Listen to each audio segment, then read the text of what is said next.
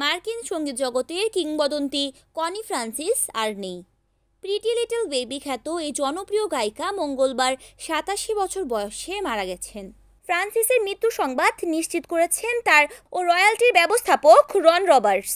এক আবেগঘন সামাজিক যোগাযোগ মাধ্যমে পোস্টে তিনি লেখেন, ভারী মন এবং গভীর দুঃখের সঙ্গে আপনাদের জানাচ্ছি, আমার প্রিয় বন্ধু কনি ফ্রান্সিস গত রাতেই আমাদের ছেড়ে চলে গেছে। আমি জানি কনি চাইতেন তার প্রিয় ভক্তরাই যেন প্রথমে এই দুঃসংবাদটি জানেন। ১৯৬১ সালের প্রকাশিত কনি ফ্রান্সিসের গান এভরিবডি সামবডিজ ফুল এবং ১৯৬২ সালের প্রিটি লিটল বেবি তাকে ব্যাপক জনপ্রিয়তা এনে দেয়। সম্প্রতি প্রিটি লিটল বেবি গানটি টিকটকে হঠাৎ করেই ভাইরাল হয়ে যায়।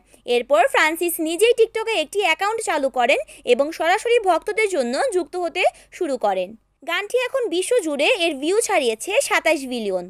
৪ জুলাই নিজের শেষ ফেসবুকে পোস্টে তিনি লেখেন, আজ অনেকটা ভালো লাগছে, সবাইকে ৪ জুলাইয়ের শুভেচ্ছা। তবে এরপর তিনি আর সুস্থ হয়ে উঠতে পারেনি। সারা বিশ্বে কোটি কোটি ভক্তের হৃদয়ে আজও জীবন্ত কনি ফ্রান্সিস ও তার গান, কণ্ঠ এবং সুরের মাধ্যমে। তার অমর সঙ্গীত সৃষ্টিগুলোই প্রমাণ করে সময় পেরিয়ে গেলেও একটি ভালো গান কখনো পুরনো হয় না।